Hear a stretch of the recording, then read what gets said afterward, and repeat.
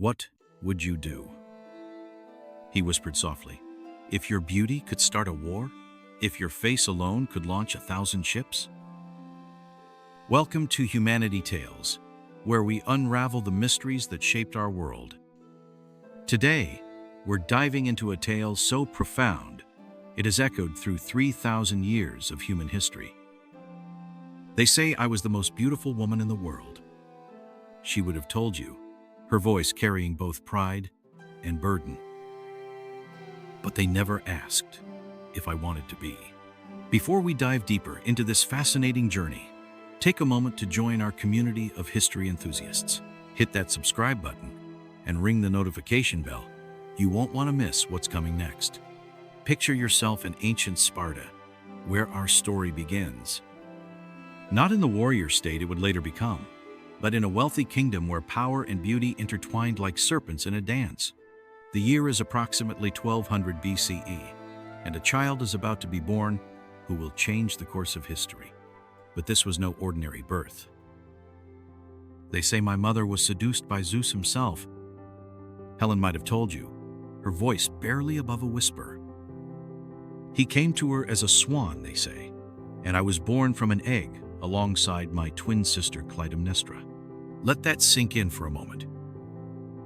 Imagine growing up knowing you are literally semi-divine. Every mirror reflection, every admiring glance, every whispered comment about your beauty, all tinged with the knowledge that godly blood runs through your veins. But here is what the legends don't tell you. Helen was more than just Zeus's daughter. Through her mortal mother Leda, she was heir to the throne of Sparta, one of the most powerful kingdoms in Bronze Age Greece.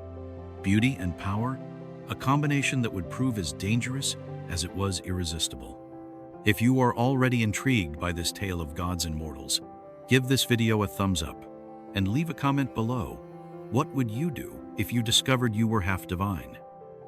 Young Helen grew up in the palace of Sparta, watching, learning, and becoming increasingly aware of the power her beauty held.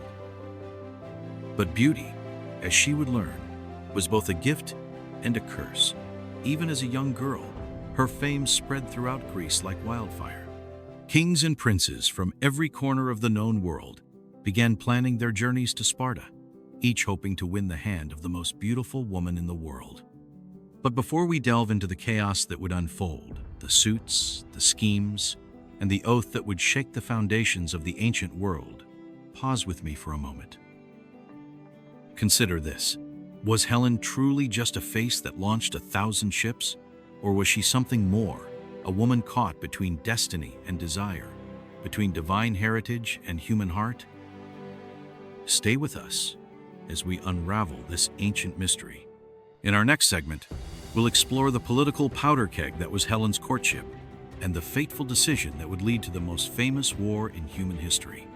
If you are finding this story as fascinating as I do, make sure you are subscribed to Humanity Tales. We have many more untold stories waiting to be shared. Power, they whispered in the shadowed halls of Sparta, is not always wielded by the sword. Picture the grand halls of Sparta, where 30 of the most powerful men in Greece have gathered. Kings, princes, heroes, each believing himself worthy of the greatest prize in the known world. They came for my beauty, Helen would have said, her eyes reflecting wisdom beyond her years, but they stayed for my crown. Let me share a secret that most historians overlook. These men didn't just desire Helen's beauty, they craved the power that came with it. Sparta, you see, wasn't just any kingdom. It controlled crucial trade routes throughout the Aegean Sea. Whoever married Helen wouldn't just win a beautiful wife, they'd gain influence over one of the most strategic locations in the ancient world. Among these suitors stood Menelaus, brother to the mighty Agamemnon of Mycenae. He wasn't the strongest, our sources tell us, nor the most handsome, but his brother's influence made him dangerous. If you are enjoying this deep dive into ancient politics, take a moment to hit that like button and leave a comment below. What would you have done in Helen's position? But here is where the story takes a fascinating turn. Helen's mortal father, Tyndareus, was no fool. He saw how these powerful men looked at his daughter, saw the hunger in their eyes that went beyond mere desire. He knew that choosing one suitor meant making enemies of all the others. So he devised a plan so clever it would change the course of history. Before any man could claim my hand, Helen might have recalled, they all had to swear an oath that would later doom them all. The oath was simple but binding. All suitors would swear to defend Helen's marriage, whatever choice was made. They would come to her chosen husband's aid if anyone tried to steal her away. Words, they say, Helen muttered years later, are sometimes sharper than swords. If you are finding these political intrigues fascinating, make sure you are subscribed to Humanity Tales. We have many more stories of ancient power plays and clever schemes to share. The choice fell to Menelaus. Some say Helen had no say in the matter. Others insist she chose him herself, seeing the advantage in aligning with Agamemnon's powerful family. Choice, she might have said, is sometimes just an illusion of power. But here is what the popular tales don't tell you. Helen wasn't just a prize to be won. She was a queen in her own right. The marriage to Menelaus made her not just a wife, but one of the most powerful women in the ancient world.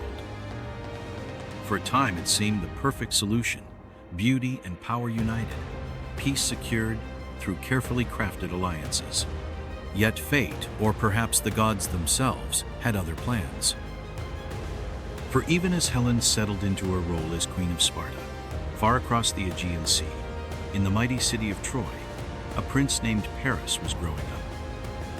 And the gods were weaving a web of destiny that would entangle them all: love and war. The ancient poets wrote, are two sides of the same coin. But what happens when they collide? When desire meets duty? When passion confronts power? If you are just joining us on Humanity Tales, make sure to watch parts 1 and 2 to understand how Helen's divine beauty and political marriage set the stage for what many call the greatest war of antiquity. Picture this: a magnificent feast in the halls of Sparta. Helen, now queen, hosting a foreign prince from distant Troy. Paris, young, handsome, and carrying a secret that would shake the foundations of the ancient world. He looked at me. Helen might have remembered, not as a prize to be won, but as a woman to be loved. But here's what most people don't know about Paris's arrival. He came to Sparta carrying the blessing, or perhaps the curse of Aphrodite herself. The goddess of love had promised him the most beautiful woman in the world, a reward for choosing her in a divine beauty contest. The gods play with mortal hearts. Helen would later lament, as children play with dolls. If you are finding these divine interventions fascinating, take a moment to like this video and share your thoughts in the comments below. Would you defy the gods themselves for love? Now, let me tell you something that rarely makes it into the popular versions of this tale. According to some ancient sources, Helen never actually reached Troy at all. The Egyptian historian Herodotus tells us that when Paris's ship was blown off course, they landed in Egypt. There, the pharaoh, disgusted by Paris's violation of hospitality laws, detained Helen in his court. Imagine, our sources whisper, a war fought for a phantom, while the real Helen watched from the shores of the Nile. Could the greatest war of antiquity have been fought over an illusion? But whether Helen reached Troy or not, the consequences of her departure were very real. Remember that oath sworn by her suitors? The one requiring them to defend her marriage? The moment Helen vanished from Sparta, that oath transformed from words into weapons. Menelaus, the betrayed husband, called upon his brother Agamemnon. Honor, they declared, demands satisfaction. But was it really about honor? Or was this the perfect excuse for Greece to unite against the wealthy city of Troy? The numbers are staggering. 1,000 ships launched from every corner of Greece. The greatest heroes of the age, Achilles, Odysseus, Ajax, all bound by an oath sworn years before. So much bloodshed. Helen might have whispered, all for the face that launched 1,000 ships. If you are captivated by these ancient tales, make sure you are subscribed to Humanity Tales and hit that notification bell. Our next stories will explore more hidden aspects of ancient history that shaped our world. But here is the question that has haunted scholars for millennia. Did Helen go willingly with Paris? Was she kidnapped? Or was she perhaps a pawn in a much larger game of power between Greece and Troy?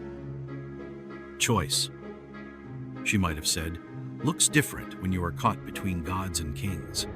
Some ancient sources suggest Helen was merely an excuse for a war that both sides wanted. Troy controlled the vital trade routes to the Black Sea. Greece had long eyed these strategic waterways. Perhaps Helen's face didn't launch those ships, greed and power did.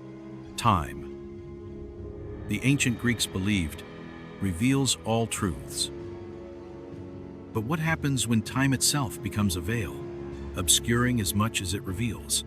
If you are just joining us on Humanity Tales, make sure to watch our previous parts to understand how Helen's story shaped the ancient world. But now, let's explore what happened after the flames of Troy finally died down. 10 years of war. Thousands dead. Troy's mighty walls reduced to ashes. They say I watched it burn. Helen might have remembered from the deck of a Greek ship, but no one asked if I wept. Here is what most people don't know about Helen's fate. Unlike most of Troy's women, who were enslaved or killed, Helen returned to Sparta as its queen. Some called it triumph. Ancient sources tell us. Others called it tragedy, but Helen called it survival. If you are finding these revelations fascinating, take a moment to hit that like button and share your thoughts in the comments. What would you have done in Helen's position, returning to a kingdom that had changed so much in your absence? But here is where the story takes an unexpected turn. According to Homer, Helen and Menelaus reconciled. They ruled Sparta together, receiving guests and telling tales of the war. Strange, some whispered, how easily the world forgives beauty. Yet this wasn't just about forgiveness. Helen's return to power reveals something crucial about ancient Greek society. She wasn't just beautiful, she was royal, semi-divine, and politically essential. Her beauty might have sparked a war, but her birthright demanded respect. Now, let me share something remarkable that most histories overlook. After her death, Helen was worshipped as a goddess in Sparta. They built me temples, she might have mused, not for my beauty, but for my power to survive. But Helen's story didn't end with her death. Her tale has been retold countless times, each generation finding new meaning in her choices. Medieval writers saw her as a cautionary tale about feminine fickleness. Renaissance poets painted her as love's tragic victim. Modern scholars see her as a woman claiming agency in a male-dominated world. But perhaps the most powerful aspect of Helen's story is how it still resonates today. When we judge her choices, are we any different from those ancient Greeks? When we debate whether she went willingly with Paris, are we still trying to control women's narratives? When we focus on her beauty, do we miss her strength? They will tell stories about me. Helen might have predicted for thousands of years, but will they ever tell the truth? Perhaps the truth is that Helen of Troy was neither villain nor victim, neither temptress nor tool. She was something far more complex, a woman navigating between duty and desire, between divine heritage and human heart. So was Helen's story one of beauty or betrayal? Perhaps the real question is, why do we still need to choose? In a world of gray areas and complex choices, maybe Helen's greatest legacy is teaching us that no person, no story, can be reduced to simple labels. Thank you for joining us on this journey through one of history's most misunderstood tales. If you enjoyed this exploration of ancient history, don't forget to like, subscribe, and share this video with others who might appreciate these hidden stories from our past. This is Humanity Tales, reminding you that history's greatest stories are often its most misunderstood. Until next time, keep questioning, keep exploring, and keep seeking the truth behind the legends.